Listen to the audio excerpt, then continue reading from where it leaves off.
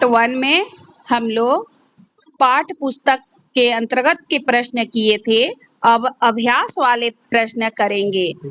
Part 2 में chapter 2 प्रश्न संख्या 1 अपने आस पड़ोस में प्रचलित धार्मिक क्रियाकलापों की सूची बनाइए।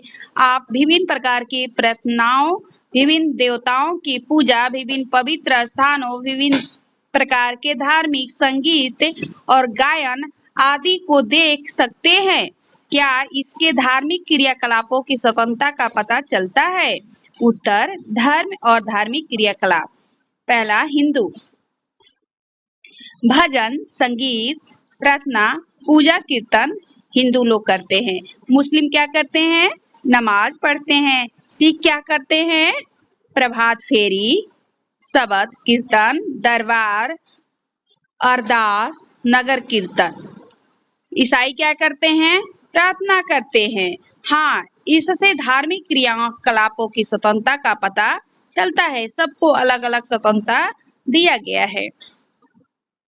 प्रश्न संख्या 2 अगर किसी धर्म के लोग यह कहते हैं कि उनका धर्म नवजात शिशुओं को मारने की छूट देता है, तो क्या सरकार किसी तरह का दखल देगी या नहीं? अपने उत्तर के समर्थन में कारण बताइए। उत्तर, हाँ, सरकार इस प्रकार की स्थितियों में हस्तक्षेप करेगी, क्योंकि कानून के अनुसार किसी भी कारण से की गई हत्या एक अपराध है। दूसरा, यह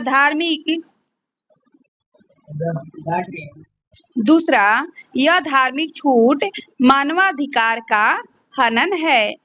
प्रश्न संख्या 3 इस तालिका को पूरा कीजिए। उद्देश्य दिया हुआ है, यह महत्वपूर्ण क्यों है? इस उद्देश्य के उल्लंघन का एक उदाहरण दीजिए। उद्देश्य में क्या है? एक धार्मिक समुदाय दूसरे समुदाय पर वर्चस्व नहीं रखता है। उत्तर क्या होगा? यह कार्य महत्वपूर्ण क्यों है? कि सभी समुदाय के समान विकास हेतु इस उद्देश्य के उल्लंघन का एक उदाहरण है जम्मू कश्मीर में मुसलमान हिंदुओं पर वर्चस्व रखते थे। प्रश्न संख्या 2 का क्या है? 2 का एक महत्वपूर्ण क्यों है? कि राज्य ना तो किसी धर्म को थोपता है और ना लोगों की धार्मिक स्वतंत्रता छीनता है। अल्पसंख्यकों के प्रति अत्याचार, भेदभाव रोकने हेतु, क्योंकि इसीलिए इसको चलाया गया है। उद्देश्य क्या होगा? उल्लंघन क्या किया गया? श्रीलंका में तमिल पर सिन्हालियों का वर्चस्व है। तीसरा, एक ही धर्म के कुछ लोग अपने ही धर्म के दूसरे लोगों को ना दबाए। आंसर क्या होगा? कार्यपूर्ण महत्व क्यों है? एक ही धर्म के लोग अपने एक ही धर्म के दूसरे लोगों को ना दबाए। शांति, सहनशील, समन्वय और सौहार्दपूर्ण वातावरण के लिए। और इसका एक उदाहरण क्या है? उल्लंघन का एक उदाहरण क्या है? हिंदुओं में छुआछूत का प्रचलन है, क्योंकि आज भी हम लोग देखते हैं गांव में हिंदुओं में बहुत सारे छोटे जातियों पे छुआछूत का प्रचलन किया जाता है। ऐसा नहीं होना चाहिए। प्रश्न संख्या 4 अपने स्कूल की छुट्टियों के वार्षिक कैलेंडर को देखिए। उसमें से कितनी छुट्टियां विभिन्न धर्मों से संबंधित है? इसके क्या संकेत मिलता है? मुसलमानों से संबंधित कौन सी छुट्टी मिलती है? ईद उल जुहा, मुहर्रम, मिलाद उल नबी, ईद उल फितर। सिखों के लिए कौन से? बैसाखी, गुरु नानक जयंती। जैन धर्म से संबंधित कौन सी छुट्टी मिलती है? महावीर जयंती। बौद्ध धर्म से बुद्ध पूर्णिमा को छुट्टी होती है। और पंचवा, हिंदू धर्म से संबंधित बहुत ज्यादा छुट्टी होती है। लोहड़ी, मकर संक्रांति, बसंत पंचमी, रविदास जयंती, महाशिवरात्रि, होली, रामनवमी, रक्षाबंधन, जन्माष्टमी, दशहरा, वाल्मीकि जयंती, दीपावली, गोवर्धन पूजा, भैया दूज। ईसाई धर्म से संबंधित कौन सा छुट्टी होता है हम लोग का स्कूल में? Good Friday, Christmas day. संकेत, भारत में अनेक धर्मों के लोग रहते हैं।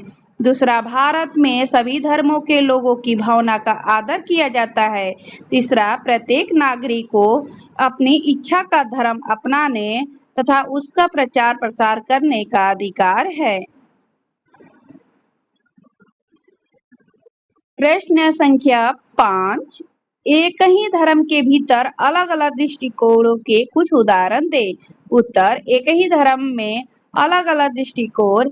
हिंदू अलग अलग दृष्टिकोण क्या है? सनातन धर्म, मूर्ति पूजा, आर्य समाज, ये सब हिंदू धर्म के लोग ही हैं। इस्लाम में शिया और सुन्नी। सिख में कौन कौन से हैं? केशधारी और नामधारी। बौद्ध में महायान और हीनयान। ईसाई में कैथोलिक, प्रोटेस्टेंट। जैन में दिगंबर, श्वेतांबर। प्रश्न संख्या 6, भारतीय राज्य धर्म से फसला भी रखता है। भारतीय राज्य धर्म से फसला भी रखता है और उसमें हस्तक्षेप भी करता है। यह उलझाने वाला विचार लग सकता है। इस पर कक्षा में एक बार फिर चर्चा कीजिए। चर्चा के लिए इस अध्याय में दिए गए उदाहरणों के अलावा आप अपनी जानकारी के अन्य उदाहरणों का भी सहारा ले सकते हैं। उत्तर, भारतीय राज्य का धर्म से फसला।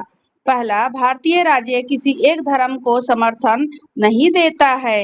दूसरा, भारत में कचहरी, थाने, सरकारी विद्यालय, दफ्तर जैसी सरकारी संस्थाओं में किसी खास धर्म को प्रोत्साहित देने या उसका प्रदर्शन करने की छूट नहीं है। भारतीय राज्य का धर्म में हस्तक्षेप। पहला, धर्म के नाम पर अलग थलग करना। भेदभाव रोकने के लिए भारतीय संविधान ने छुआछूत पर पाबंदी लगाई है। दूसरा, माँ बाप की संपत्ति में बराबर हिस्से के अधिकार का सम्मान करने के लिए राज्य को समुदाय के धर्म पर आधारित निजी कानूनों में भी हस्तक्षेप कर सकता है। 7वां प्रश्न, साथ में दिया गया यह पोस्टर शांति के महत्व को रेखांकित करता है। इस पोस्टर में कहा गया है, शांति कभी न खत्म होने वाली प्रक्रिया है। यह हमारी आपसी भिन्नताओं और साझा हितों को नजरअंदाज करके नहीं चल सकती। ये वाक्य क्या बताते हैं? अपने शब्दों में लिखिए। धार्मिक सहिष्णुता से इसका क्या संबंध है? उत्तर, पहला, शांति से हम जब कुछ प्राप्त करते हैं, इससे हमारा अपना तथा देश का विकास होता है तथा हम सब उन्नति के पथ पर अग्रसर होते हैं। दूसरा, शांति उसी समय स्थापित की जा सकती है जब कभी धर्मों के बीच सहिष्णुता होती है और सब मिलजुल कर रहते हैं। चलिए, ये समाप्त हो गया। हम लोग का पाठ समाप्त हो गया, चैप्टर 2। चलिए, धन्यवाद। अगले चैप्टर में फिर मिलेंगे।